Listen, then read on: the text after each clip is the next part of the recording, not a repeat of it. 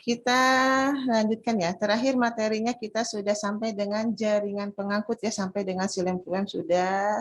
Ini sudah kita bahas. Tinggal Ibu yang ingin Ibu sampaikan adalah sedikit mengenai organ ya. Beberapa organ yang ada pada tumbuhan.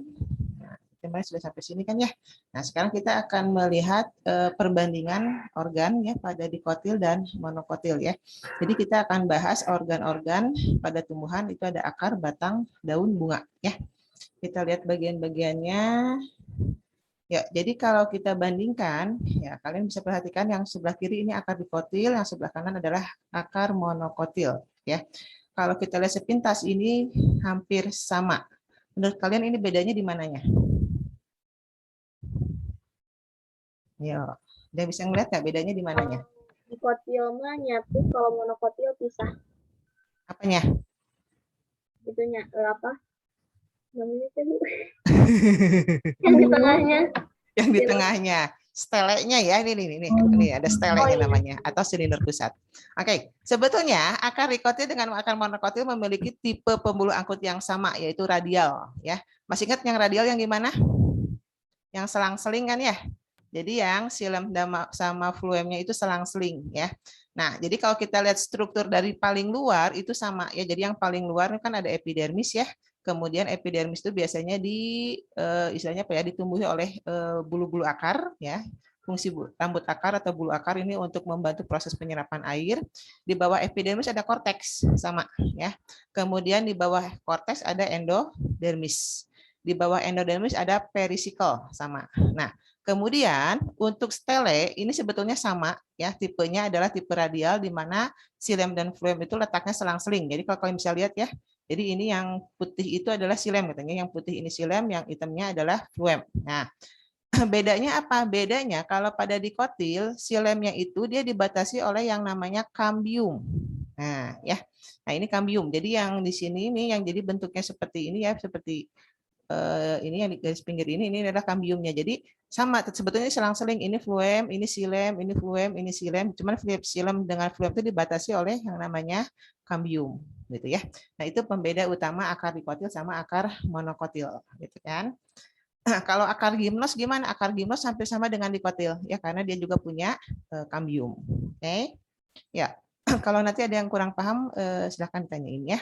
Nah, itu untuk akar. Berikutnya adalah batang. Nah, batang dikotil dengan batang monokotil ini sudah jelas perbedaannya. Ya, bedanya di mana?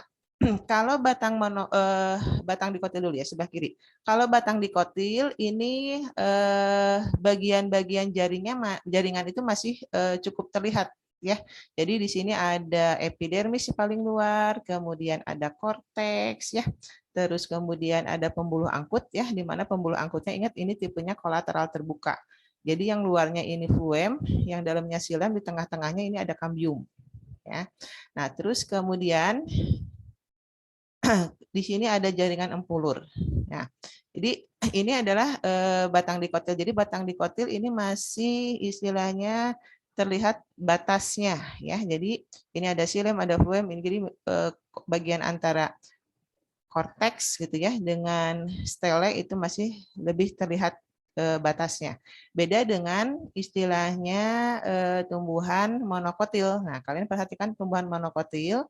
Jadi tumbuhan monokotil ini letak pembuluh angkutnya tidak tersusun seperti halnya pada dikotil, tapi dia lebih menyebar gitu ya. Sehingga di sini yang bisa kita lihat tuh apa istilahnya? Korteksnya itu batas antara korteks dengan jaringan yang lain ini sini nggak jelas ya. Jadi di sini ada empulur nggak ada, cuman batas antara korteks dengan empulur di sini nggak terlalu jelas ya. Jadi seolah-olah ini semuanya korteks aja gitu kan ya. Karena kemudian di sini ini pembuluh angkutnya yang bulat-bulat itu pembuluh angkut. Jadi pembuluh angkutnya ini letaknya tersebar gitu ya. Ini yang kita sebut tipe pembuluh angkut yang kolateral tertutup karena antara fluem dengan silem tidak dibatasi oleh kambium ya. Jadi hanya ada fluem bagian luar, silem bagian dalam. Sementara kalau pada dikotil ada kambiumnya. Gitu ya. Nah, bisa ya jelas ya bedanya ya. Jadi sekali lagi kalau pada batang dikotil di sini kita lihat susunan jaringannya lebih teratur ya. Kemudian juga ini pembuluh angkutnya juga letaknya teratur nih begini. Nah, sementara kalau pada batang monokotil ini batas antar jaringan sudah tidak terlalu jelas, sementara letak pembuluh angkutnya tersebar. Nah, Itu seperti itu. Ya, ya. Kita lanjutkan dengan daun. Ya, struktur daun ini yang paling luar itu adalah jaringan epidermis. Nah, jaringan epidermis itu seringkali dilapisi oleh yang namanya kutikula. Jadi kutikula semacam lapisan lilin yang biasanya fungsinya untuk antara lain ya untuk mengurangi penguapan ya. Biasanya kutikula ini biasanya banyak ditemukan pada tumbuhan-tumbuhan yang memang suka hidup di daerah yang panas ya, yang tergolong tumbuhan xerophyt. Nah, di bawah epidermis ini yang kita sebut dengan jaringan tiang. Ya, disebut jaringan tiang ya bentuknya seperti tiang panjang-panjang ya. Atau ada juga menyebutnya palisade. Nah, kemudian di bawahnya ini yang banyak ruang antar selnya ini adalah jaringan spon atau jaringan bunga karang ya. Nah, palisade dengan spon itu yang biasa disebut dengan istilah mesofil ya. Baru kemudian di bawahnya ini ada epidermis bawah ya, ini juga ada kutikulanya. Nah, pada epidermis bawah ini biasanya kita temukan banyak yang namanya stomata ya. Sel yang jadi stoma itu lubangnya ya, kalau sel penjaga itu adalah sel yang membentuk stomata. Nah, kemudian di sini pembuluh angkut ya. Nah, pembuluh angkut yang tipe seperti ini biasanya ini terdapat pada tumbuhan-tumbuhan C4 ya.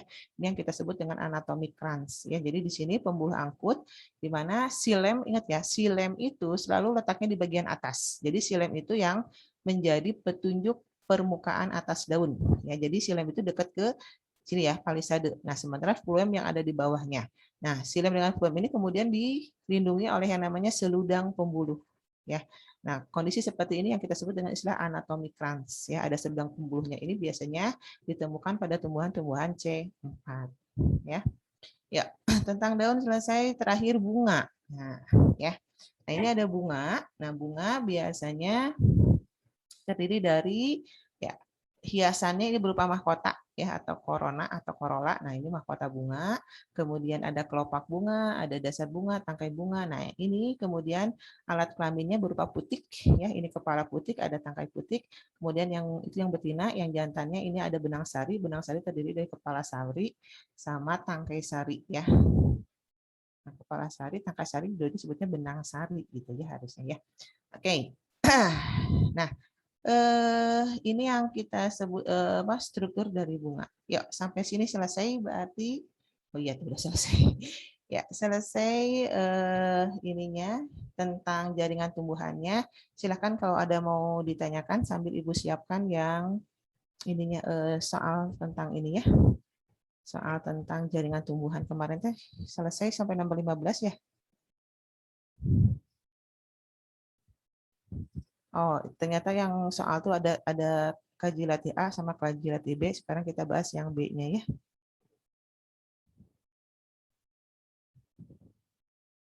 Ya, silakan ada yang mau bertanya nggak? Sambil Ibu mempersiapkan soal.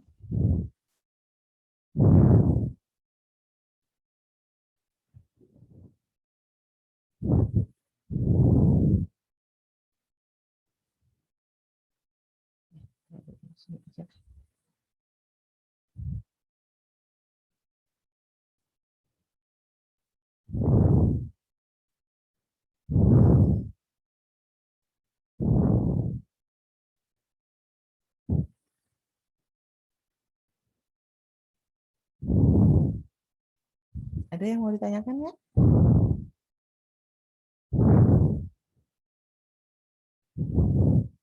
Ya, kalau tidak ada, Ibu stop share-nya dulu ya.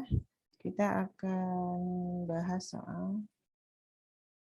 Oh, tumben hari ini pada pendiam semua.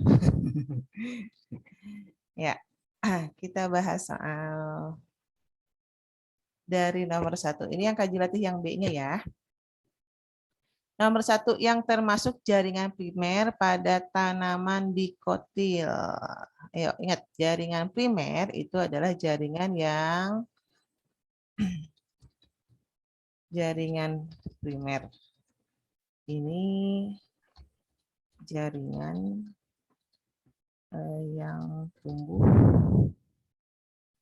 hasil dari diferensiasi jaringan embrional ya. Ini biasanya dihasilkan dari Ya, meristem apikal. Ya. Nah, yang termasuk jaringan primer itu apa aja? Masih ingat nggak? Ini meliputi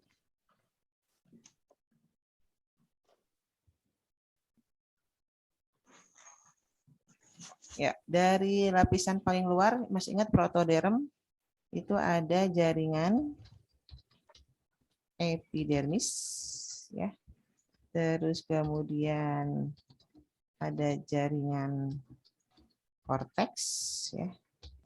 Kemudian jaringan endodermis, terus stele ya atau silinder pusat. Stele atau silinder pusat. Nah, ya. Ini yang disebut dengan jaringan silinder pusat itu apa ya? Misalnya kan ada apa? Silem, fluem, cambium kalau pada dikotil ya. Ini yang disebut dengan jaringan primer. Yuk, jadi jawabannya yang mana? Yang Iya. Epidermis, betul kan ada ya epidermis. Oke, epidermis iya, korteks iya, silinder pusat iya, gabusnya yang enggak. 1, 2, 3. Iya, betul. 1, 2, 3 berarti yang A. Ya, kita lanjutkan. Jaringan sekunder pada tumbuhan dikotil terbentuk oleh aktivitas jaringan siapa? Jaringan sekunder sekarang. Kalau tadi barusan tentang jaringan primer, sekarang tentang jaringan sekunder. Jadi jaringan sekunder adalah jaringan yang dibentuk pada pertumbuhan sekunder yang dilakukan oleh meristem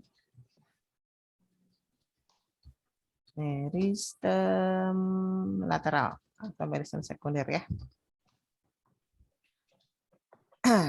Contoh ya, ini meliputi apa aja? Ini ada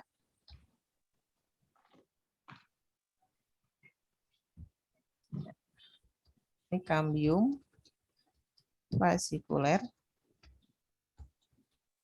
cambium ekstra fasikuler ya. Ekstra fasikuler. Terus kemudian ada cambium gabus. Terus ada satu lagi apa? Pericambium atau perisikol. Perisikol. Nah, ini. Berarti jaringan sekunder pada tumbuhan dikotil terbentuk oleh aktivitas jaringan apa? Cambium. Iya, betul.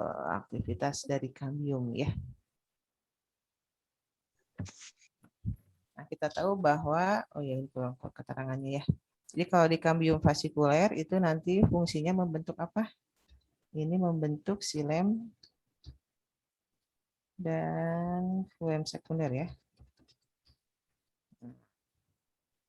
Jadi ke arah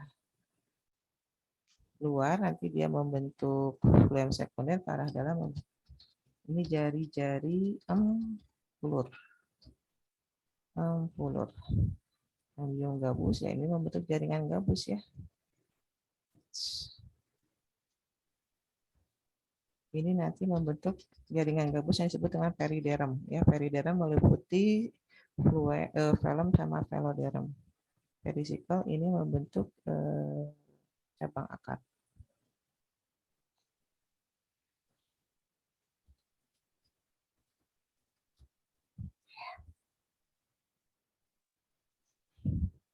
Ya, nomor 2D. Nomor 3, pada penampang akar diames ditemukan sel pengiring dan sel penerus. Pernyataan yang tepat untuk kedua tersebut adalah, masih ingat nggak? Sel pengiring. Sel pengiring itu apa? Sel pengiring itu adalah sel penyusun pada jaringan fluem. Diames itu apa, Bu? Diames itu jagung. Jagung ya? Oke, itu tadi. Lupa lagi. Kalau padi Oryza sativa ya. Sel penerus atau ada menyebutnya sel peresap. Peresap itu apa? Masih ingat ini adalah sel endodermis yang tidak mengalami penebalan. Ya. Nah, ini. Kita ini ada yang mungkin yang masih bingung diameis. Diameis itu jagung. Berarti jagung masuknya ke monokotil ya.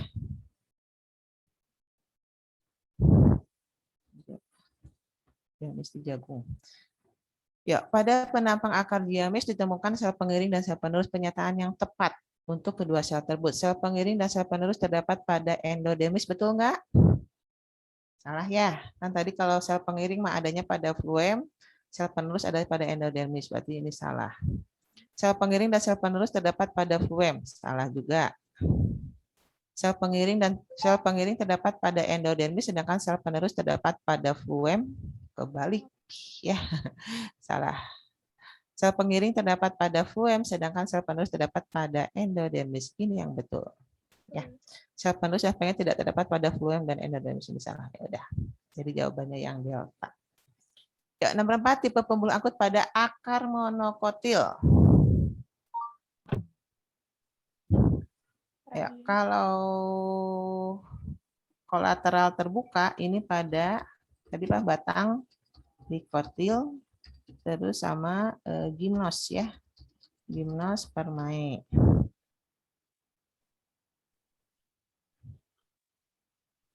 Kalau kolateral tertutup, ini batang monokotil. Terus kalau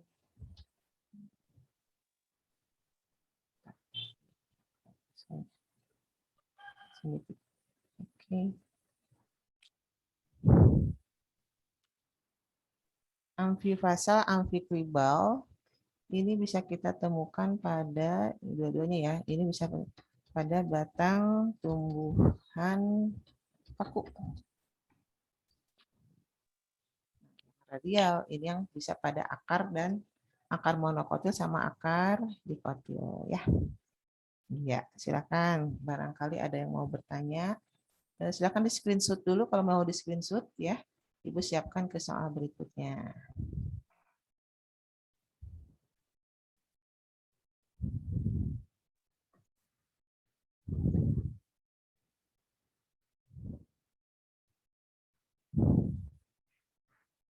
Ya, Ibu hapus ini ya.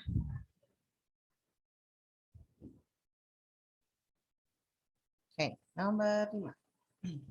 Jaringan berikut termasuk silinder pusat akar tumbuhan dikotil.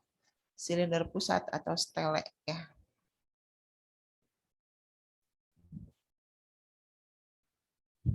Ini sama dengan stele. Berarti apa aja yang termasuk ke dalam stele itu? Ada fluem. Iya. Ada fluem ya. Ada kambium, ada silem ya. Korteks tidak termasuk. Oke, jadi jawabannya yang A. Nomor 6, pada batang gimnos dan dikotil terdapat jari-jari empulur di antara ikatan pembuluh yang berfungsi untuk tadi jari-jari empulur dibentuknya oleh kambium ekstravasikuler. Fungsinya untuk apa? Untuk pengangkutan ke arah namanya radial ya. Nah, pengangkutan ke arah radial.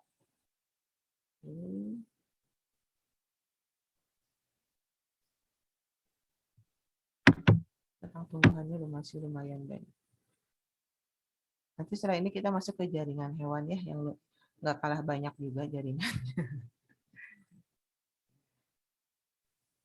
Nah, nomor 7. Pada tumbuhan yang mempunyai struktur pembuluh seperti gambar berikut. Nah, kita lihat di sini. Jadi di sini pembuluh angkutnya tuh ini ada fluem ya. Kelihatan nggak? Jadi ini fluem. Ini katanya fluemnya. Kemudian tracheit ya, berarti ini maksudnya ini tracheitnya berarti ini silemnya ya. Nah, ada fluem, ada silem, tapi di sini tidak ada kambium. Kira-kira ini tumbuhannya dikotil apa monokotil? Monokotil. Nah, monokotil. Jadi mana yang termasuk monokotil? Kokos nucifera apa? Kalau pagi Bu yang kayak gitu-gitu. Biasanya saya suka bingung ya. Kokos ada yang bisa menebak kokos nucifera apa? Kelapa. Kelapa. Iya, betul. Kelapa, bukan kepala ya, awas. Dari kokos. Ini kelapa. Harika papaya berarti? Pepaya. Pepaya, gampang sini itu mah. Duriojibetinus. Durian. Pinter. Oh, benar, Bu. Mirip-mirip. Benar. Tebakannya gitu, durian. Mangifera indica? Mangga. Sih. Oh. Nah, ini yang satu lagi nih. Ibu sendiri yang satu lagi nih lupa nih. Antara ini kalau nggak salah nih ya, karena ini namanya tuh mirip ya antara buah srikaya. Tahu buah srikaya nggak? Pernah dengar? Buah srikaya? Yang warnanya hijau. Ini mangga. Cuma ibu lupa Anonas squamosa itu antara sirsak Srikaya, atau Bu, benar, Bu. srikaya ya? Iya, tadi aku searching. Pinter. Karena ada lagi satu anona apa yang sirsak. Nah, buah sarikaya. Sarikaya. Ada lagi anona apa itu sirsak ya. Nah, itu. Depannya sama anona. Jadi mana nih yang monokotil? Berarti Ya. Kelapa, pepaya.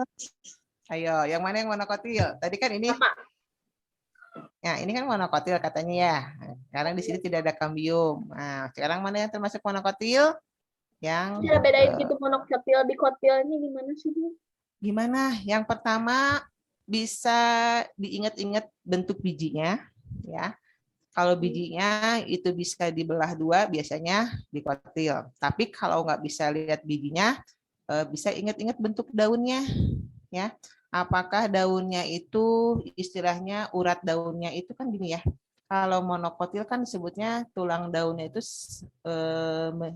sejajar atau melengkung. Jadi kalau sejajar tuh gini set, ini sejajar kayak pada pohon pisang gitu kan ya. Nah, ini sejajar daun gitu. Apa daun jagung gitu kan itu sejajar. Nah, atau kalau misalnya lagi melengkung, kalau melengkung itu misalnya pada apa ya, ada daun yang bentuknya begini ya. Nah, terus ini tuh gini. Nah, ini tuh daun urat daunnya tuh gini. Nah, ini melengkung. Ya, itu monokotil. Kalau dikotil dia menyirip atau menjari. Jadi kalau misalkan ingat-ingat ini daunnya, apakah dia tulang daunnya menyirip atau menjari. Jadi kalau menyirip itu kan gini. Kalau menjari, biasanya kan gini. Kayak misalnya kayak Jambu termasuk ini berarti ya. Nah, kalau menjari kan kayak gitu. Jadi ini kayak gini. Jadi kan kayak gininya misalkan kelapa kayak gimana sih daunnya, lurus-lurus kan? Nah, itu berarti monokotil. Kalau pepaya, kalau kita ngeliat dari bijinya, emang biji pepaya bisa terbelah gitu, bingung kan? Nah, ingat aja daunnya menjari gitu kan? Berarti dia dikotil. Kalau duren, nah duren daunnya memang kan dia sejajar kayak gini kalau duren. Mangga, tahulah mangga ya, pasti mangga itu bisa dibelah. Cuman kan biasanya kalau mangga yang udah tua susah membelahnya ya karena ada kulit bijinya keras. Tapi kalau mangga masih muda itu bisa dibuka kayak bijinya ada dua belahan. Nah, serikaya, nah itu juga dikotil daunnya seperti ini ya sejajar. Ya, mungkin gitu ya untuk membedain. Memang agak susah sih kalau kita nggak terbiasa ya. Oke, nomor. Hah? Biji kelapa di mana? Kelapa kenapa? Bijinya ada di mana sih? Biji dari buah kelapa apa? Itu tuh bijinya. Oh. Iya, Bu. Iya, dari situ ya. Ya, batang dikotil dengan batang monokotil dapat dibedakan berdasarkan batang ya sekarang. Meristem sekunder, betul. Meristem sekunder itu kan kambium ya. Jadi kalau pada dikotil ada kambiumnya, monokotil tidak ada kambium. Ini sama dengan kambium. Jadi kambium bisa kita temukan pada dikotil. Ini salah satu contohnya adalah kambium. Tipe pembuluh angkut beda nggak? Enggak. Beda. Tadi kolateral terbuka sama kolateral tertutup ya. Jadi yang ini beda, ini beda. Jelas tidaknya korteks? Betul juga kan tadi Ibu jelaskan bahwa yang dikotil mah kelihatan banget batas antara korteks dengan jaringan lainnya. Kalau pada batang monokotil tidak jelas batasnya, gitu kan ya. Nah, ini posisi fluem di sebelah dalam silem ini salah ya karena dua-duanya fluemnya ada di bagian luar. Silemnya di dalam. Ya, jadi jawabannya A ya, 1 2 3. Oke. Jadi kan kalau tipe pembuluh angkutnya kan kalau kolateral terbuka itu kan kemana gini ya. Yang di luar itu apa? Yang di luar itu fluem. Ini fluem, terus kemudian kambium, ini silem. Nah, kalau yang ini kolateral tertutup kan gini doang. Ini fluem, ini silem. Ya, ini kolateral, sebutnya kolateral terbuka. Nah, ini kolateral tertutup. Jadi kalau kolateral tertutup nggak ada kambiumnya. Ini adanya pada monokotil, oke? Kita lanjutkan lagi nomor berikutnya. Silakan kalau mau di screenshot dulu.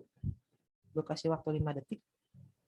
1, 2, 3, 4, 5. Ya. Kita lihat soalnya. Ya, 2 soal lagi tentang jaringan tumbuhan. Nanti 5 soal terakhir itu tentang jaringan hewan. Oke. Ya.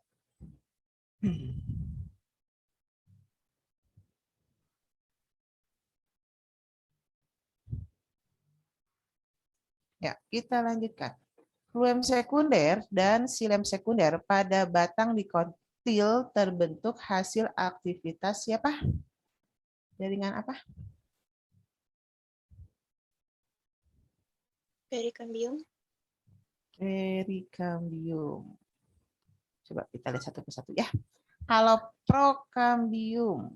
Prokambium ini termasuk jaringan meristem apa nih?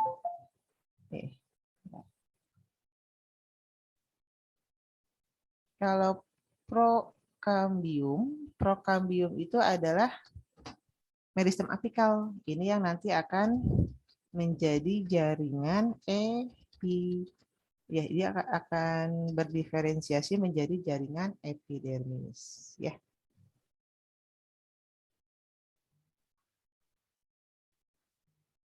Nah, terus kemudian kambium interfasikuler ini yang nanti membentuk jari empulur. Kambium ekstrafasikuler ini yang membentuk silem dan fluem sekunder. Jadi pembelahan ke arah luar membentuk fluem sekunder, pembelahan ke arah dalam membentuk silem sekunder ya. Nah, perikambium itu sama dengan perisikel ya. Perisikel ini membentuk cabang akar. Nah, velogen itu apa? Kambium gabus ya.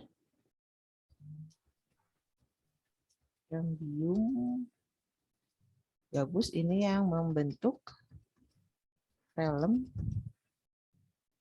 dan veloderm.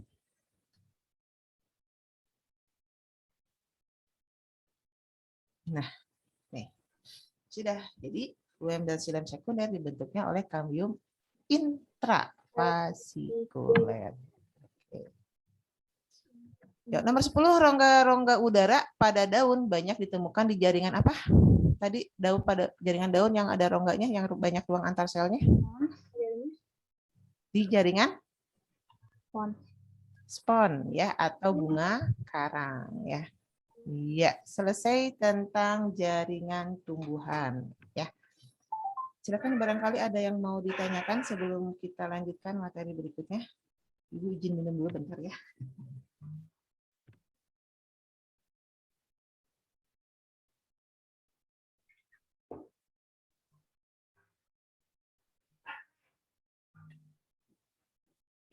Ada yang mau bertanya tentang jaringan tumbuhan? Kalau tidak ada, kita masuk ke jaringan hewan ya.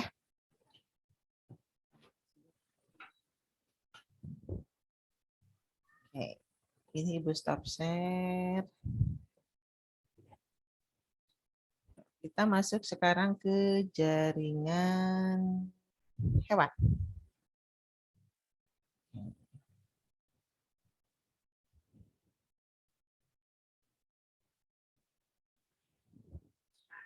Sudah terlihat share screen-nya? Ya, Bu. Oke. Ya, kita akan masuk ke materi berikutnya tentang jaringan hewan ya. Jadi yang namanya makhluk hidup ya, terutama yang organisme bersel banyak, itu tentu tersusun atas jaringan ya. Nanti setelah jaringan itu membentuk organ, organ membentuk sistem organ yang akhirnya menjadi suatu individu. Ya, kita lihat tentang jaringan hewan ya. Secara umum jaringan hewan itu kita bagi seperti ini ya. Jadi ada jaringan hewan itu terdiri dari jaringan embrional sama jaringan dewasa ya. Jaringan embrional itu kalau pada tumbuhan itu ibaratnya jaringan meristemnya ya.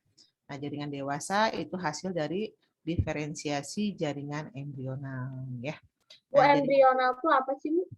istilah embrional itu berarti dia hasil perkembangan dari embrio ya, jaringan yang terbentuk pada masa embrio. Nah, embrio itu apa sih? Ya, intinya embrio itu hasil apa ya, hasil pertumbuhan zigot. Zigotnya dari mana? Zigot itu adalah hasil pertemuan antara sperma dengan ovum gitu kan ya. Nanti kita bahas di perkembangan embrionalnya ya. Oke, nah jaringan dewasa pada hewan dan manusia itu terdiri ada jaringan epitel, ya secara umum kita bagi 4, ada jaringan epitel, jaringan otot, jaringan saraf, sama jaringan ikat. Ya, nanti jaringan ikat kita bedakan ada jaringan ikat sejati, jaringan ikat cair, sama jaringan ikat penyokong. Ya, jadi lumayan banyak ya jaringannya, sama seperti halnya kemarin kita bahas jaringan tumbuhan.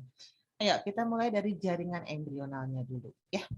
Nah, jaringan embrional ini merupakan hasil dari pembelahan sel zigot ya. Jadi kalau yang tadi embrional apa gitu ya. Nah, ini zigot itu apa? Nah, zigot itu hasil dari peleburan antara sperma, sel sperma dengan sel telur. Nah, membentuk jadi satu sel.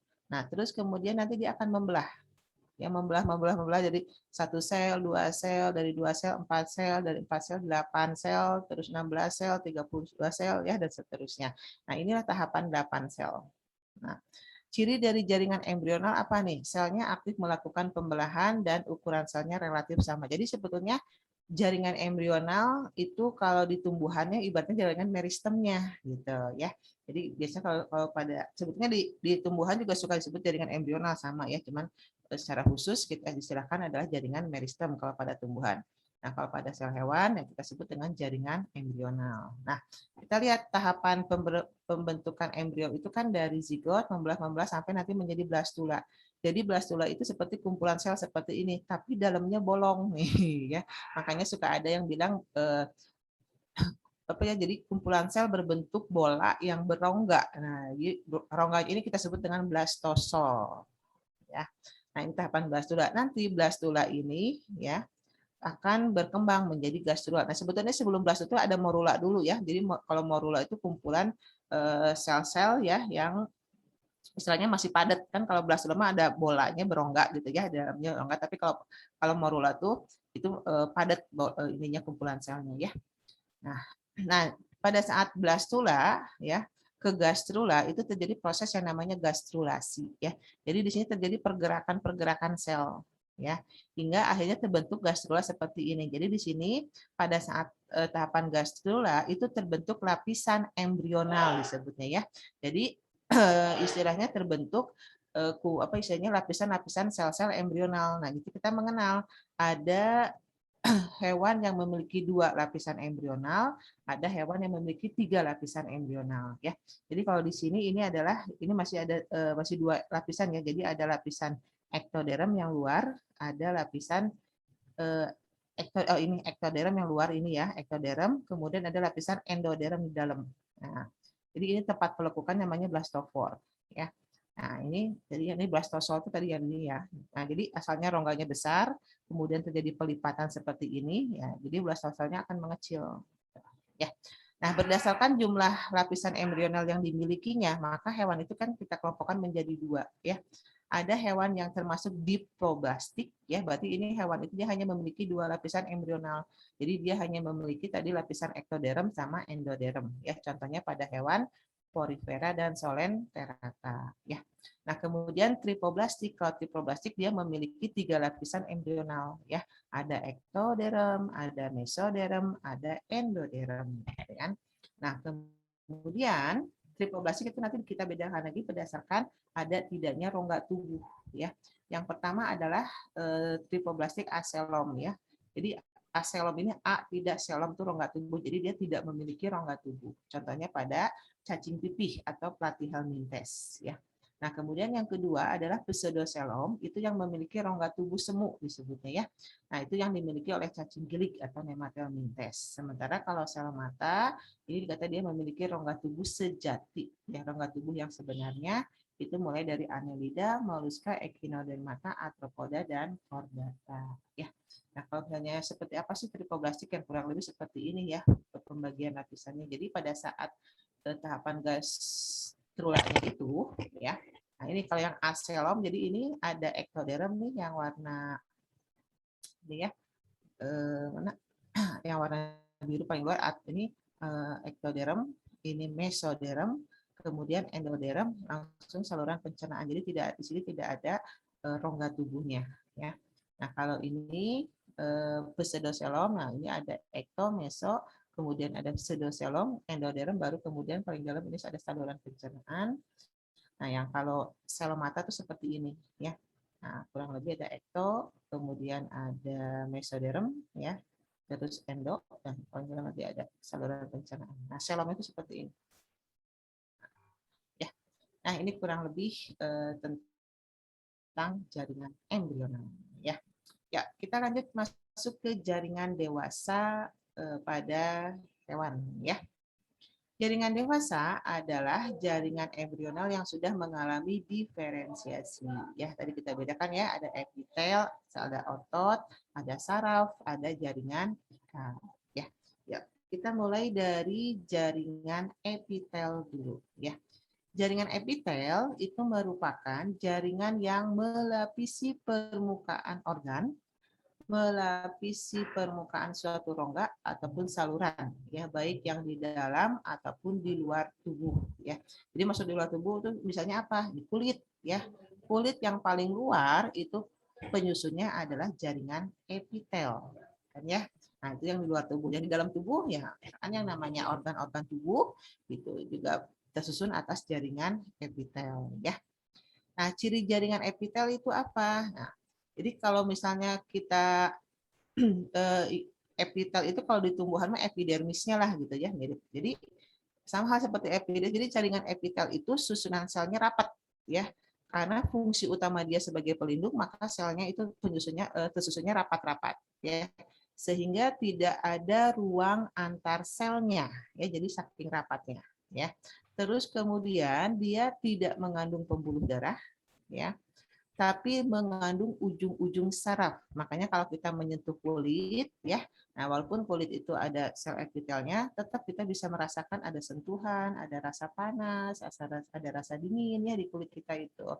Nah, terus kemudian sel epitel itu memiliki kemampuan regenerasi yang cukup tinggi. Artinya si sel epitel itu bisa dibentuk ya. Dia kalau misalnya kulit itu ada bagian kulit yang mengelupas ya.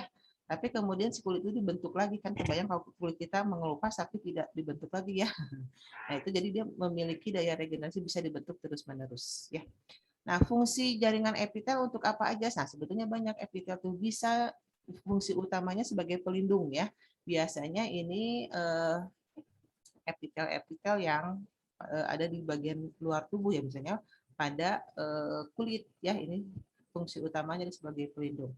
Ada epitel yang penghasil getah atau mengeluarkan zat, misalnya epitel yang terdapat pada kelenjar-kelenjar ya, mengeluarkan zat misalnya apa ya, kelenjar keringat ya, atau kelenjar minyak. Nah, itu sel epitelnya bisa mengeluarkan zat gitu ya. Atau epitel yang menerima rangsang ya, atau sebagai reseptor ya. Tadi Ibu bilang bahwa di kulit itu sel epitelnya mengandung ujung-ujung saraf ya, yang bisa menerima rangsangan atau impuls. Makanya kita bisa merasakan kalau kulit kita disentuh, kulit kita kena panas, kena dingin ya, itu kan ada rangsangannya.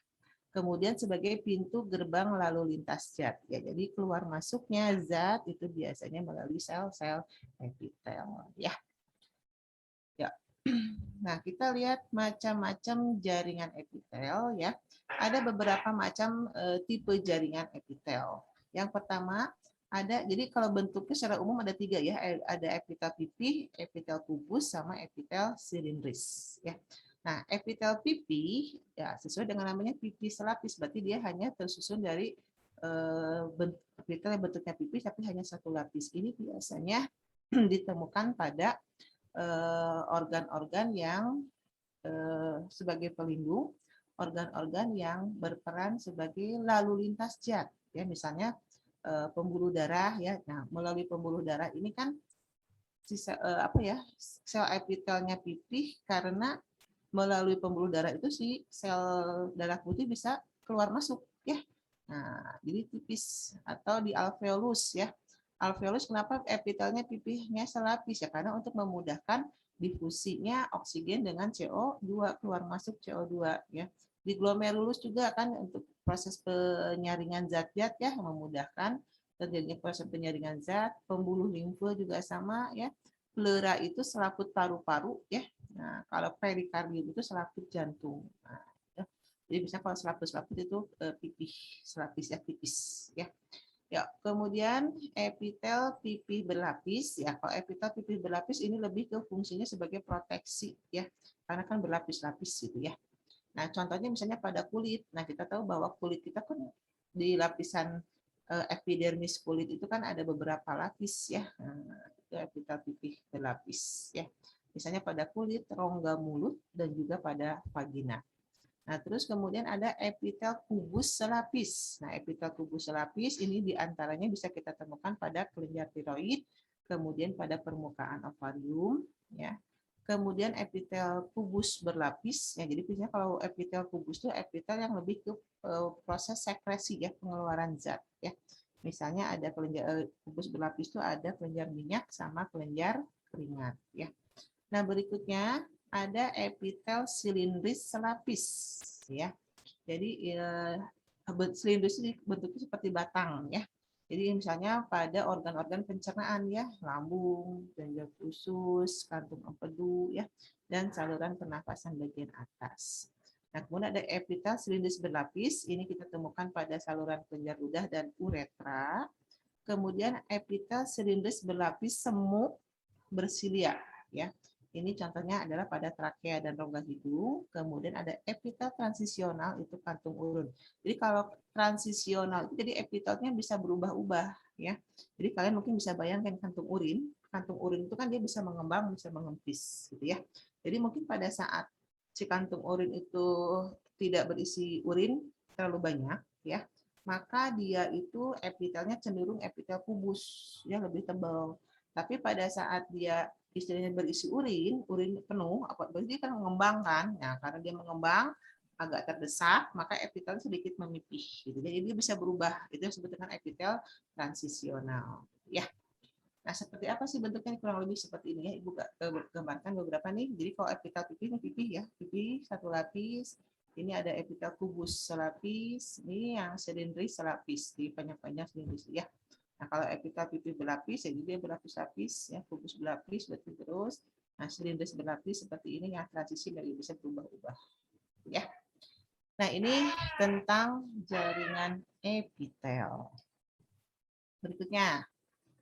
Berikutnya ada jaringan otot. Nah, jaringan otot tersusun atas sel-sel otot yang fungsinya untuk menggerakkan organ-organ tubuh, ya. Di mana kemampuan otot tersebut Jadi dia bisa menggerakkan karena apa? Karena otot itu memiliki kemampuan untuk berkontraksi. Ya, berkontraksi itu apa? Jadi berkontraksi itu disebabkan karena molekul protein yang membentuk sel ototnya bisa memanjang, bisa memendek. Ya, nah nanti lebih jelasnya tentang jaringan otot itu kita akan bahas di sistem gerak. Ya, kita hanya mengenal aja sedikit tentang sel otot. Ya, sel otot kita kelompokkan menjadi 3. Ada otot polos, ya, ada otot lurik, ada otot jantung. Ya. Otot polos dikatakan berbentuk gelondong atau kumparan, ya. Kemudian tahan lelah, involunter artinya dia tidak sadar, ya. Kemudian memiliki intinya 1 di tengah. Nah, biasanya otot polos kita temukan pada organ-organ dalam atau organ visceral. Jadi yang menyusun organ-organ dalam ya biasanya menyusun misalnya usus, terus kemudian pada lambung gitu ya, atau ditemukan pada organ-organ dalam. Dikatakan involunter nggak sadar, jadi kita tidak menyadari kerja dari otot polos ini. Misalkan lambung kan lambung itu istilahnya dia menghancurkan makanan tanpa kita suruh ya, jadi dia bekerja dengan sendirinya. Jonjot usus dia istilahnya melakukan gerak peristaltik tanpa harus kita suruh, artinya dia tidak sadar. Itu kerjaan otot polos ya. Otot lurik dikatakan bentuknya serabut lurik ya, dia mudah lelah. Ya, sok aja Anda gerakin tangan misalnya gini nih, olahraga terus atau misalkan atasin gitu ya, nah ke atas nih terus, itu lama-lama pegel kan, nah berarti dia tidak mudah lelah ya, mudah lelah, jadi gampang capek gitu kan. Beda dengan otot polos tadi ya, bayangin coba kalau lambungnya otot lurik ya, dia akan berhenti untuk mencerna makanan ya. Nah itu otot lurik. Kerja otot lurik volunteer sadar, artinya bisa kita kendalikan ya. Tangan nih misalnya kita pengen mukul, berhenti ya udah berhenti gitu kan. Nah itu otot lurik. Biasanya otot lurik memiliki inti yang banyak di pinggir ya. Kemudian otot lurik itu biasanya melekat pada rangka. Nah, itu kurang bingung ya. Nah kemudian otot jantung. Otot jantung memiliki bentuk seperti otot lurik ya, serabut lurik, tapi ciri khas dari jantung otot lurik itu memiliki cabang ya, yang biasa kita sebut dengan istilah sinsitium. Nah, otot jantung juga tahan lelah ya, jadi dia bisa berdenyut seumur hidup. Kalau denyutnya berhenti ya kita mati ya. Involunter, tidak sadar. Nah, denyut jantung akan terus tanpa harus kita suruh ya, dia akan berdenyut. Ya, mungkin kita otot jantung kita suruh, ayo berdetak, oh berhenti, oh jangan ya. Nah, terus kemudian intinya 1 di tengah, nah letaknya pada otot jantung. Ya, nih kurang lebih seperti ini bentukannya ya. Jadi ini otot polos ya. Jadi otot polos itu biasanya seperti serabut gini tapi ujungnya agak lancip ya. Intinya 1 nih. Nah, ini otot lurik. Nah, ini seperti gelondong-gelondong gini, seperti ada garis terang dan garis gelap. Nah, itu ada protein otot ya. Ada aktin, ada miosin. Nah, ini kemudian intinya biasanya ada di sebelah pinggir. Nanti mengenai struktur otot lebih jelas akan kita bahas di sistem gerak ya.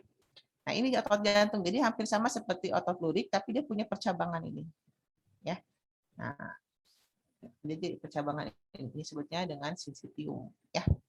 Nah, ini tentang sel otot. Ibu mau nanya, kalau lidah otot lurik apa otot polos? Yo. Kalau lidah kira-kira penyusunnya otot lurik apa otot polos? Lurik kayaknya, Bu. Lurik. Otot Lurik. lurik ya, karena kita bisa menggerakkan lidah sesuai dengan kita kan ya. Nah, kalau dia otot polos berarti lidah kita akan bergerak dengan sendirinya. Ya. Oke, tentang sel epitel, tentang sel otot dulu sampai sini ada yang mau ditanyain nggak? Kita masih banyak waktu, masih ada 25 menit lagi. Kalau tidak ada kita lanjutkan ya, kita selesaikan. Kali ini masih lumayan banyak nih. Yuk, berikutnya adalah tentang jaringan saraf. Ya.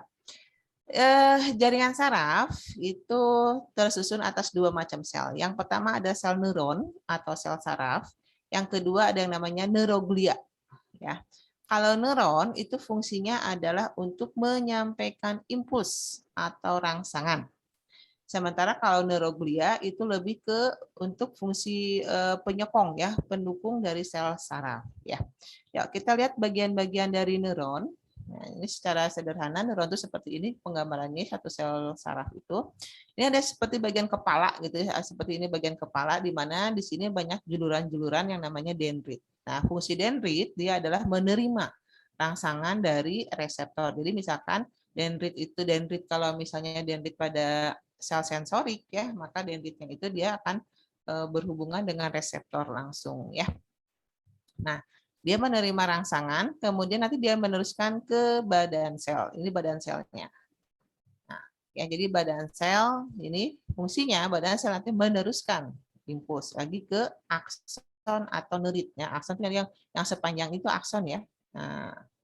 Nah, kemudian ini akson. Fungsi akson apa ya? Meneruskan lagi impuls dari badan sel nanti terus sampai ke ujung akson sampai nanti ke sini biasanya efektor ya.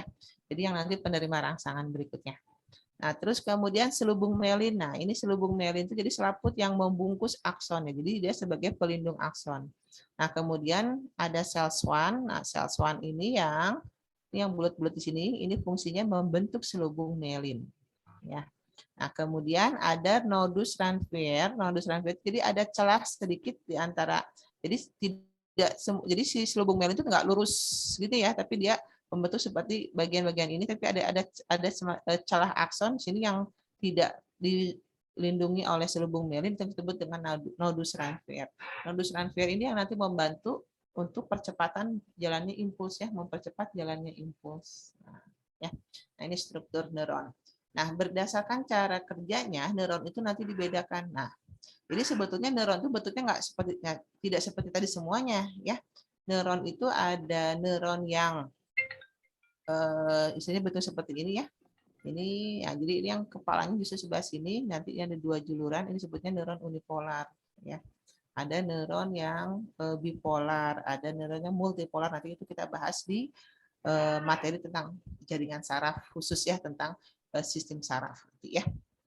Nah, ini kurang lebih penggambarannya seperti inilah. Jadi ini ada sel saraf sensorik, ada sel saraf penghubung atau konektor, ada sel saraf motorik ya.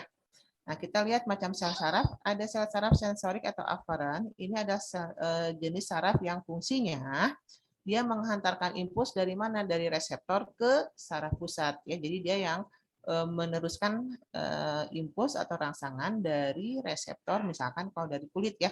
Kenapa misalnya kita bisa merasakan di kulit itu ada rasa sentuhan, ada rasa dingin, ada rasa panas gitu ya. Nah, karena itu ada reseptor penerimanya. Nah, nanti reseptor ini kemudian akan meneruskan langsung ke otak kita. Di otak kita nanti akan dibalas, kita akan apa? Akan merasa gitu kan, bahwa oh itu panas, oh itu dingin gitu kan, oh itu sakit gitu kan. Nah, itu seperti itu. Nah, nanti itu ke otak. Nah, nanti dari otak yang meneruskan lagi, yang kemudian memberikan jawaban siapa? Yang itu dibawanya oleh neuron motorik ya, neuron efferent. Jadi neuron motorik yang menghantarkan impuls dari saraf pusat ke efektor gitu kan. Nah, kemudian interneuron. Nah, interneuron ini neuron yang menghubungkan antara saraf sensorik dengan saraf motorik ya. Nah, ini macam sel saraf. Kita lanjutkan. Nah, tadi yang pertama adalah sel saraf yang fungsinya adalah untuk menyampaikan impuls. Nah, jenis atau penyusun jaringan saraf yang tidak menghantarkan impuls itu namanya neuroglia ya. Jadi neuroglia ini fungsinya hanya sebagai penyokong ya. Penyokong sel saraf. Nah, macam neuroglia ini diantaranya ada astroglia ya. Astroglia disebut astroglia, itu astro itu kan bintang ya, karena bentuknya sebetulnya mirip seperti bintang yang ini ya. Jadi fungsinya untuk menyangga struktur dari jaringan saraf, dan juga dia membentuk jaringan parut. Jadi jaringan parut itu dia kalau ada jaringan saraf yang rusak gitu ya, nah maka dia yang akan memperbaikinya ya. Nah, kemudian ada mikroglia. Nah, mikroglia ini fungsinya untuk fagosit. Jadi dia yang akan memakan benda-benda asing yang mungkin ada di sekitar jaringan saraf ya. Kemudian ada oligodendroglia. Nah, oligodendroglia ini fungsinya adalah membentuk selubung myelin. Nah, jadi selubung myelin itu dibentuknya ada 2 pembentuknya. Kalau di sistem saraf pusat, maka yang membentuk si selubung myelin itu dibentuknya oleh oligodendroglia. Kalau sel saraf itu adanya di sistem saraf tepi, maka yang membentuknya adalah sel Schwann gitu ya. Dan satu lagi adalah sel ependima ya. Ini salah satu fungsinya adalah untuk membentuk cairan cerebrospinal. Cairan cerebrospinal itu cairan yang ada di otak ya, ada di sumsum yang biasanya untuk mengurangi benturan, ya, yaitu cairan cerebrospinal. Ya. Nah, ini tentang jaringan saraf. 3 jaringan selesai, jaringan terakhir adalah jaringan ikat. Ini jaringan yang paling banyak macamnya. Ya. Ayo. Nanti kalian nanti siang atau besok ya Ibu kirimkan lagi yang file ini, nanti bisa kalian baca-baca di rumah lagi ya. Ya, berikutnya ada jaringan ikat. Nah, jaringan ikat itu sebelum masuk ke macamnya ya. Jadi jaringan ikat itu penyusunnya apa sih gitu ya. Nah, jaringan ikat penyusunnya itu ada bagian matriks ya, ada bagian yang disebut dengan selnya ya. Di matriksnya itu itu ada semacam serat ya, dan juga ada substansi dasar ya. Jadi jadi serat jaringan ikat tersusun atas molekul protein. Serat jaringan ikat terbagi menjadi 3. Ya, jadi ada 3 macam serat yang menyusun jaringan ikat. Ya. Yang pertama ada serat kolagen, ya, di mana serat kolagen ini biasanya berfungsi untuk memberi kekuatan pada jaringan ikat. Nah, penyusunnya berarti dari protein kolagen. Nah, serat kolagen itu lebih ke ukurannya lebih besar, lebih kuat, berwarna putih dan kurang elastis. Ya. Biasanya ini kita temukan pada tendon. Tendon itu bagian ujung dari otot ya. Kemudian bagian kulit dan juga tulang. Nah, terus kemudian ada serat elastin. Nah, itu adalah ini tersusun atas senyawa yang namanya mukopolisakarida dan protein elastin. Serat elastin ini warnanya putih ya, dan sifatnya lebih elastis ya. Biasanya ini kita temukan pada pembuluh darah, pada ligamen. Ligamen itu penghubung tulang dengan tulang ya. Kemudian pada selaput tulang rawan yang ada di laring. Nah, terus yang berikutnya ada serat retikuler ya. Serat retikuler yaitu serat yang berukuran tipis ya, tersusun atas protein kolagen yang dilapisi oleh glikoprotein, berperan untuk mengikat suatu jaringan ikat dengan jaringan ikat lainnya. Nah, kemudian juga bisa kita temukan pada hati, limfa, dan limfe. Nah, ya. Kalau limfe itu lebih ke cairan ya, kalau limfa itu organ. Ya, sementara sel yang menyusun jaringan ikat itu diantaranya ada fibroblast ya, di mana fibroblast ini fungsinya adalah mensekresikan protein penyusun matriks ya. Nah, terus kemudian ada sel adiposa atau sel lemak ya, fungsinya ini menyimpan lemak ya untuk cadangan energi. Kemudian ada sel plasma yang fungsinya menghasilkan antibodi ya. Antibodi yang khas untuk protein asing atau antigen. Kemudian ada sel tiang atau sel mas. Nah, di mana sel tiang ini menghasilkan heparin ya. Heparin itu zat pembekuan darah dan juga histamin ya untuk meningkatkan permeabilitas kapiler darah. Dan satu lagi adalah makrofag. Makrofag itu fungsinya untuk fagositosis ya. Jadi memakan sel-sel buangan, sel mati ataupun bakteri. Biasanya ini banyak terdapat di dekat pembuluh darah ya. Ya, kita lihat seperti apa sih bentuk sel-sel ini. Nah, ini kurang lebih seperti ini ya. Jadi ini ada makrofag, ini ada sel makrofag, ada fibroblastnya, kemudian, nah ini ada serabut kolagen, nah ini seperti ini ya. Nah, ada elastin, nah, kurang lebih seperti ini ya. Ya. Sekarang kita masuk ke macam-macam jaringan ikat. Tadi jaringan ikat itu kita bedakan menjadi 3 ya. Ada jaringan ikat sejati, ada jaringan ikat cair, sama jaringan ikat penyokong. Ya. Nah, yang termasuk jaringan ikat sejati dulu. Ya, nah jaringan ikat sejati ini disebutnya ada jaringan ikat longgar, ya dibagi 2.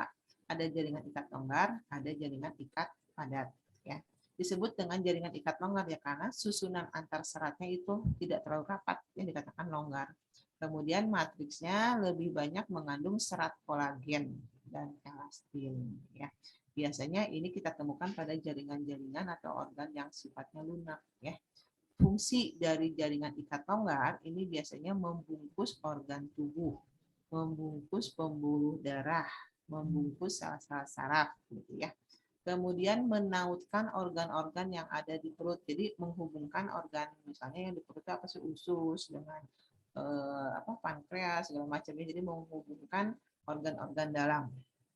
Kemudian juga dia berfungsi menyokong, mengelilingi dan menghubungkan semua elemen yang ada, menghubungkan elemen dari seluruh jaringan. Jadi kan yang namanya organ itu kan penyusunnya adalah berbagai macam jaringan ya. Jadi yang menautkan jaringan satu dengan jaringan yang lain hingga membentuk suatu organ, nah itu adalah jaringan ikat longgar ya. Nah, kemudian yang kedua yang disebut dengan jaringan ikat padat ya, sesuai dengan namanya jaringan ikat padat, berarti susunan seratnya lebih padat ya. Biasanya matriksnya banyak mengandung kolagen ya. Kemudian biasanya ini kita temukan pada tulang dan juga selaput pembungkus otot ya.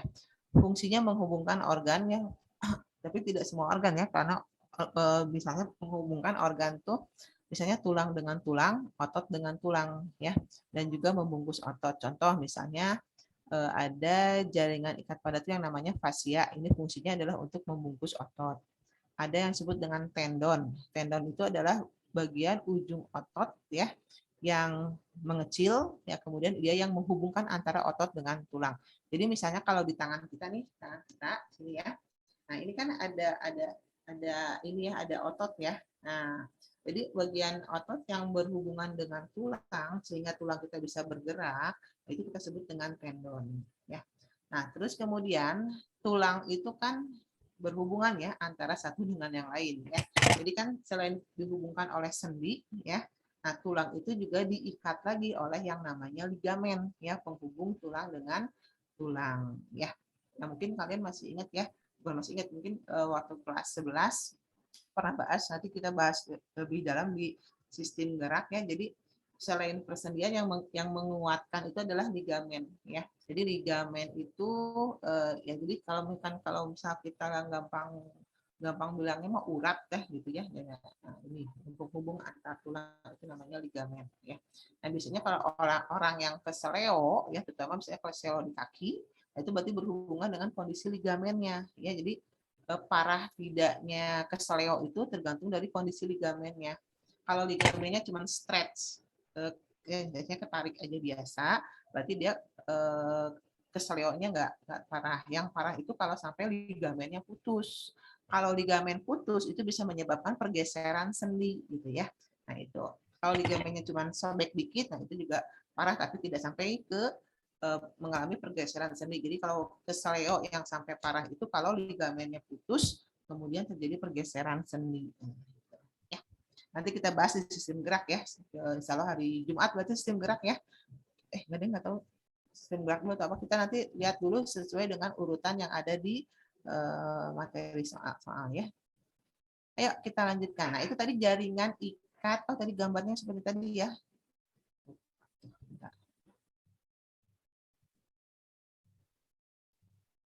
Ini gambar.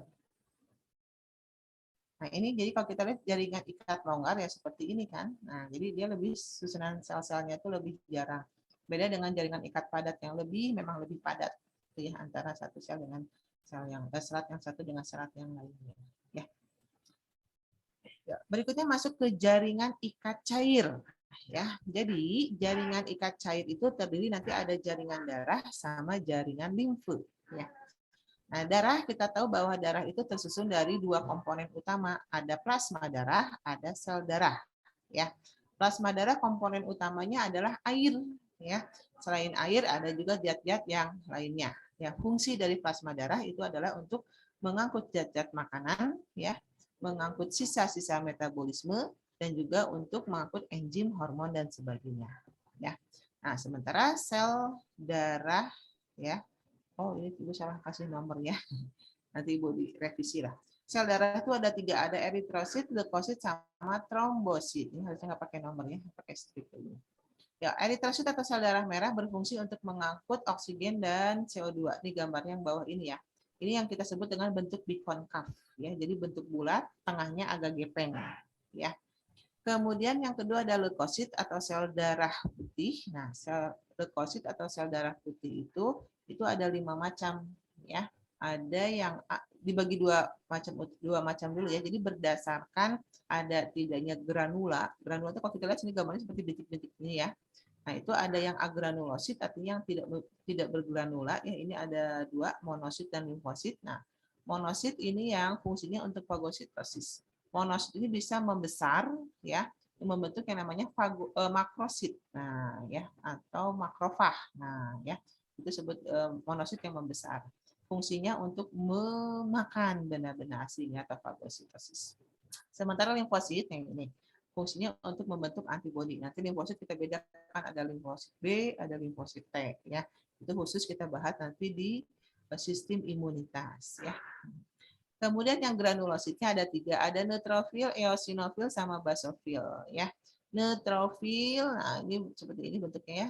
Neutrofil dan eosinofil ini sama-sama untuk fagositosis ya. Jadi memakan benda-benda asing.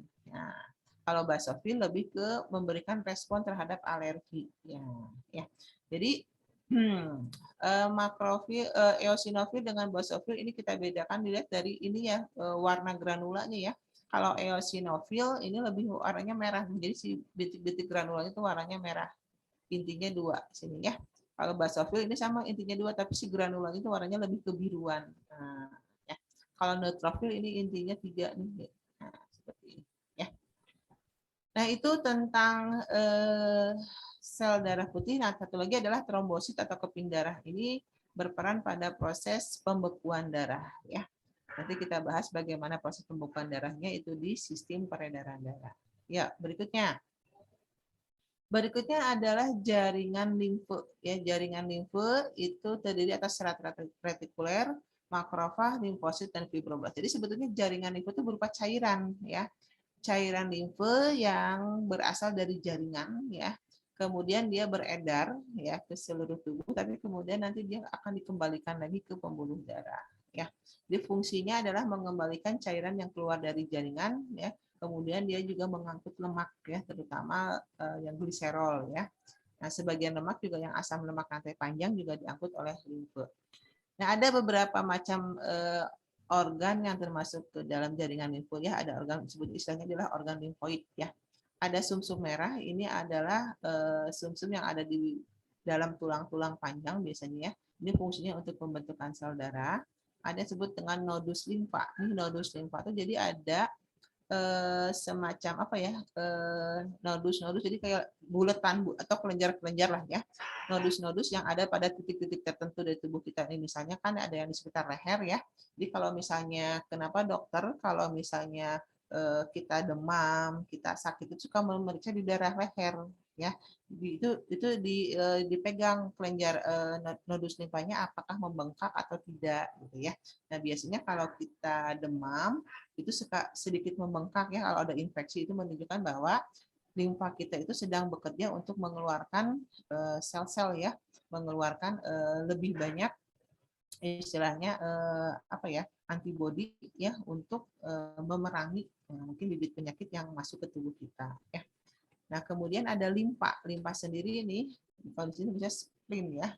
Nah, ini limfa, ini membuang antigen yang terdapat di dalam darah, jadi antigen-antigen yang sudah mati istilahnya ya. Nah, terus kemudian ada kelenjar timus. Nah, ini nih kelenjar timus sekitar dada sini ya. Kelenjar timus ini fungsinya selain menghasilkan hormon pertumbuhan, dia juga tempat pematangan sel limfosit. Jadi, kenapa sel limfosit itu dibedakan, ada limfosit B, ada limfosit T ya. Jadi ada limfosit yang pematangannya di sumsum darah, ada sel limfosit yang pematangannya di sel timus, di kelenjar timus ini. Nah, kemudian tonsil. Nah, tonsil ada yang di sekitar dekat rongga mulut kita ya, yang atau mungkin kalau misalnya orang awam bilang amandel ya. Nah, ini fungsinya adalah untuk menghasilkan atau melawan infeksi ya. Sama ya, amandel itu juga kan kalau kita istilahnya mengalami peradangan ya, kalau amandel kita mengalami peradangan ya berarti ada sesuatu yang masuk ke tubuh kita gitu ya. Nah, sementara pembuluh limfonya itu sendiri, nah ada 2 pembuluh yang besar, ya. Nah, pembuluh limfe itu atau apa ya, peredaran limfe itu sebutnya peredaran terbuka, gitu ya. Jadi si cairan limfu itu nggak selamanya ada di dalam pembuluh ini, ya. Nah, ada dua pembuluh besar. Yang pertama disebutnya ductus thoracicus, ya. Jadi kalau ductus thoracicus, nah ini nih ada thoracic duct, thoracic duct, artinya ductus thoracicus, ya. Jadi dia itu ada pembuluh limfe yang fungsinya dia mengambil cairan darah dari tubuh bagian bawah dari sini ya, nah, dari kaki, ya, kemudian dari dada sebelah kiri. Nah, ini ya, ini dada sebelah kiri, lengan kiri, dada kiri. Nah, nanti dia akan mengalir kemana? Ke vena bawah selangkah kiri di sebelah sini. Ya. Nah, itu ductus thoracicus. Kemudian ada ductus lymphaticus dexter. Di sini ada nggak ductus lymphaticus dexternya?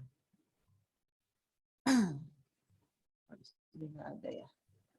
Nah, kalau ductus lymphaticus dexter di sini membawa cairan dari bagian kepala, ya.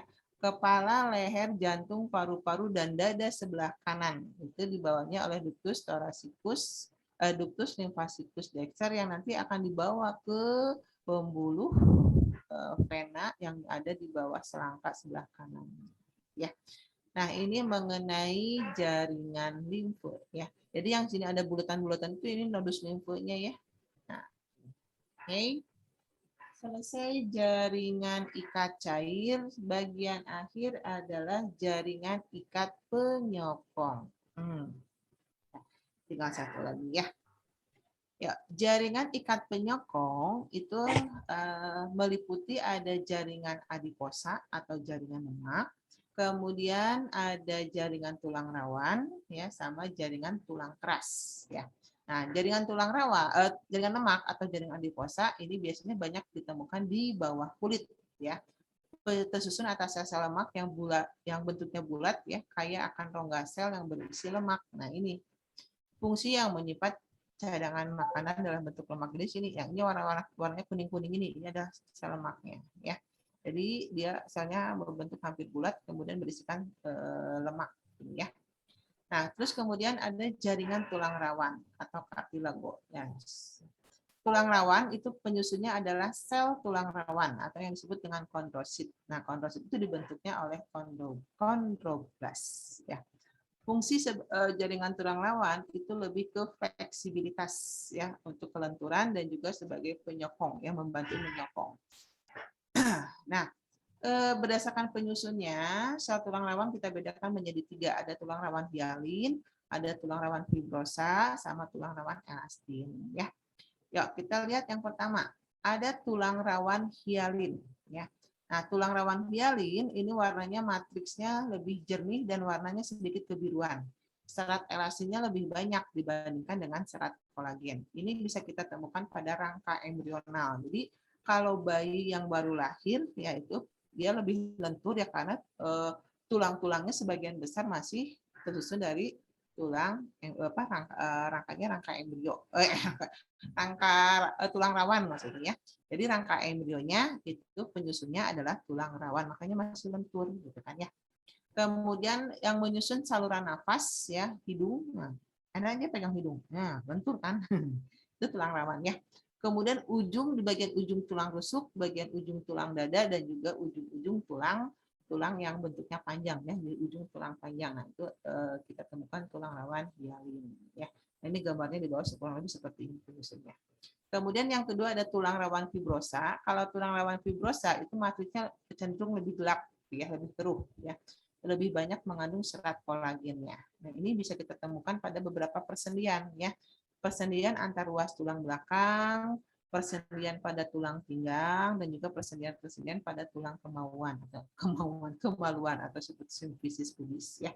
Jadi tadi kalau kita lihat gambarnya nih tulang rawan hialin, jadi ini yang bulat begini adalah sel-sel tulang rawannya ya. Tapi matriksnya lebih sedikit kebiruan. Nah, ini tulang rawan hialin. Fibrosa ini lebih gelap ya. Nah, kalau rawan elastin ini katanya warnanya lebih jernih tapi lebih kuning ya, walaupun di sini gambarnya nggak terlalu kuning ya, mungkin ini efek pewarnaan aja. Tapi karenanya rawan elastin itu matriksnya lebih kuning warnanya, agak kekuningan. Kemudian di sini lebih banyak serat elastiknya ya. Ini kita temukan pada daun telinga nih ya, telinga kita ya, saluran eustachius yang ada di telinga. Kemudian bagian laring ya, epiglotis. Nah, epiglotis yang katup ya, katup antara ini. Nah, itu yang tersusun atas tulang rawan elastis ya. Ya, bagian terakhir adalah tulang keras ya. Nafas ini selesai. Tulang keras atau osteon itu tersusun atas sel-sel tulang keras atau yang disebut dengan osteosit ya. Ini dibentuk osteosit itu dibentuknya oleh yang namanya osteoblast ya.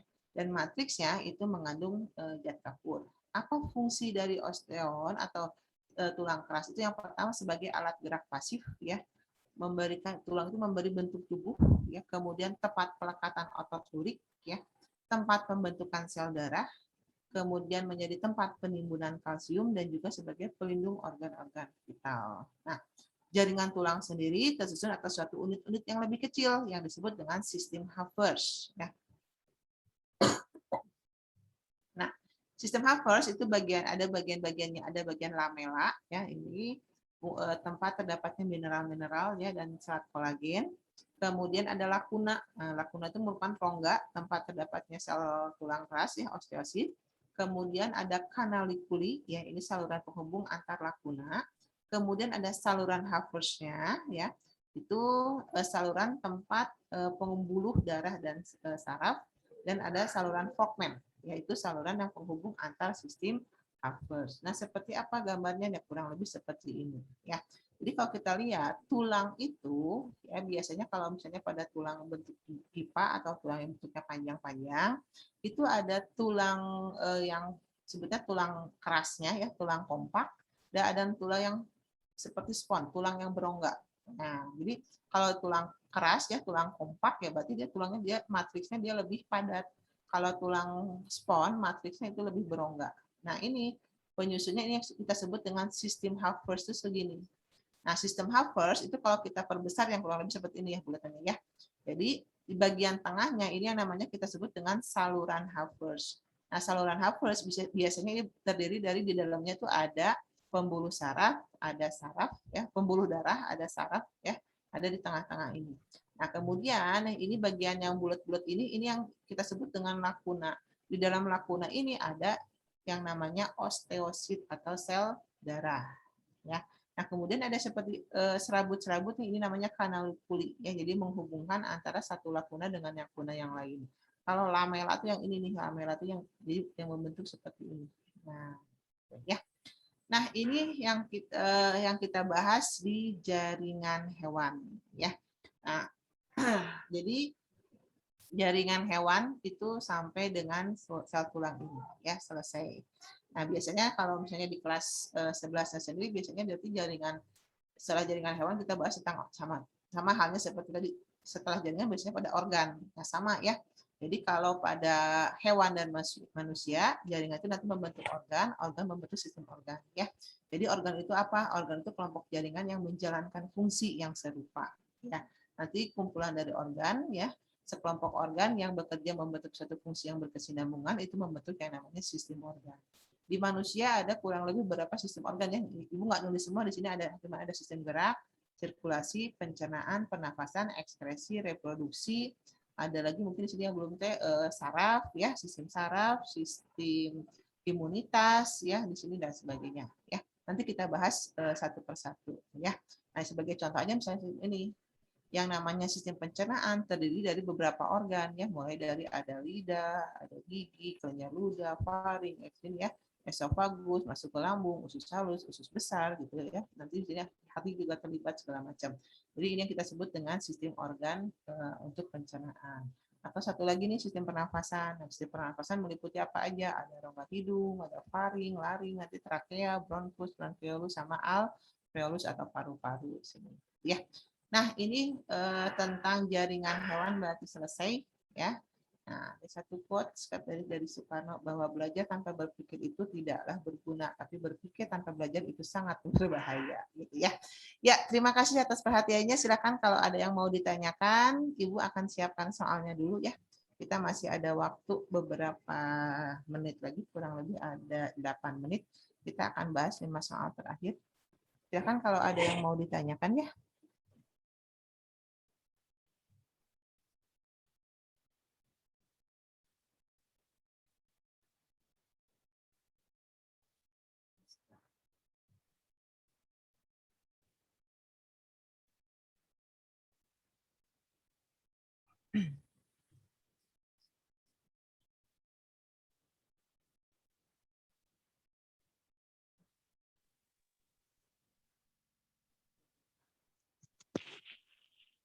Ada yang mau ditanya lain? Tanyain nggak? Sambil Ibu nyiapin soalnya.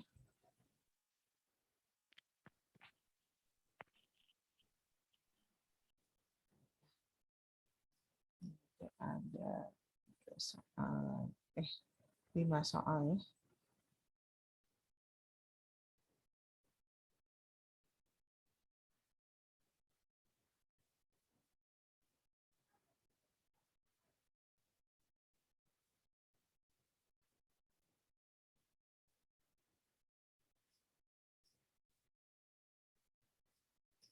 Ada yang mau ditanyain nggak? Nggak ada? Belum, Bu. Cukup? Kita bahas soalnya dulu tuh ya, mungkin bisa belum kebayang. Oke, Bu. Ya, kita bahas soal, ini hanya ada 5 soal saja ternyata kalau di buku itu ya, tentang jaringan hewan, padahal kalau di materinya banyak, tapi di sini soalnya hanya 5 saja, nggak apa-apa ya. Ya, kita lanjutkan nomor 11 ya. Jaringan epitel yang berhubungan dengan fungsi absorpsi dan proteksi ya. Di sini ada kata absorpsi dan proteksi.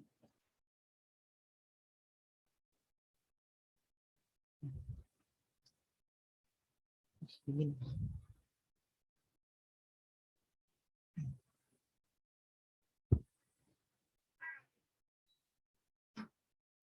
Ya, kalau untuk yang absorpsi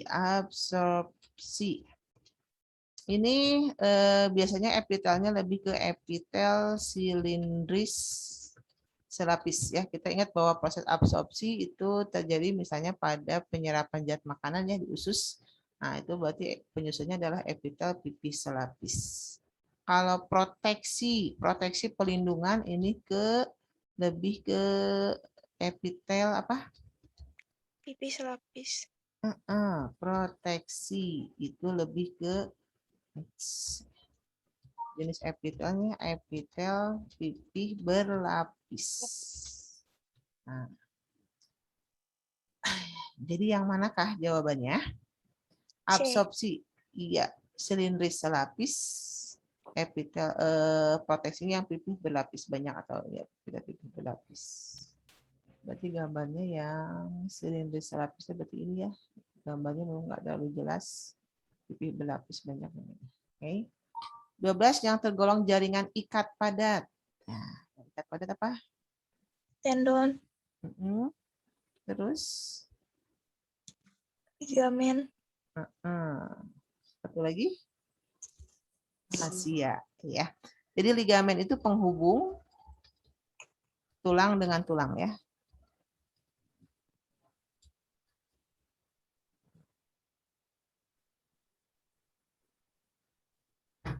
Kalau fascia ini pembungkus otot.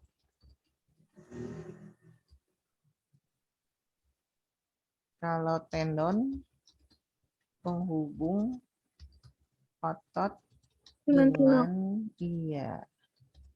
dengan tulang.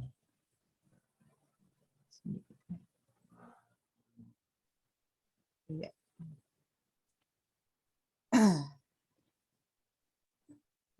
Kalau sarkomer itu nanti adanya di otot ya.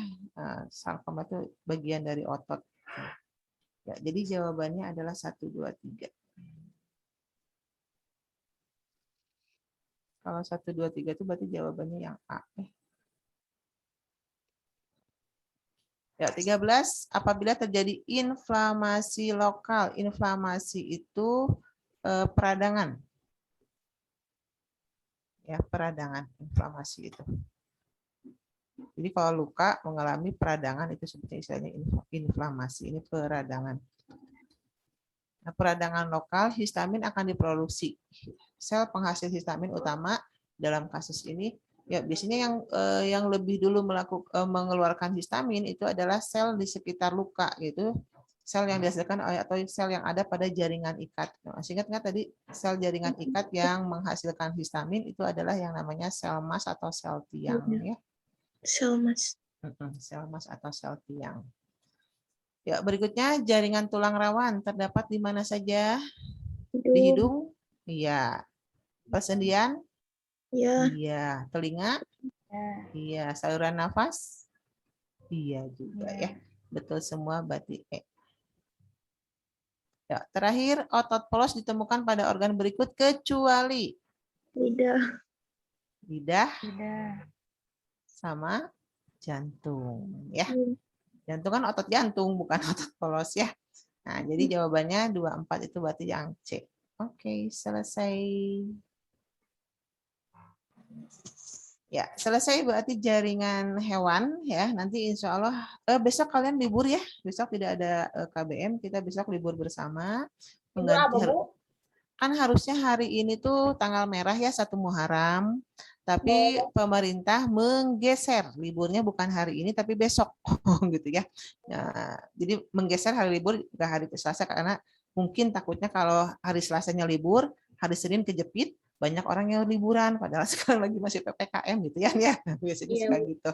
Nah, jadi hari Selasanya kita ini masuk, jadi memang pemerintah menggeser hari liburnya ke hari Rabu. Jadi kemungkinan besok kita KBM-nya libur dulu ya, nanti mulai lagi KBM hari Kamis ya. Oke, Bu. Ya, insya Allah sekian dari Ibu. Ada pertanyaan dulu nggak sebelum kita akhiri hari ini? Sudah cukup? Ibu kalau Mudah-mudahan. misalkan mau Mm-mm. nanya tapi di jam-jam kayak Boleh. habis maghrib, habis isya boleh ya, Bu? Malam, nanti malam, insya Allah nanti Ibu lihat ya kalau misalnya Ibu nggak ini sempat Ibu ini, WA Ibu sudah kalian catat? Ada, Bu.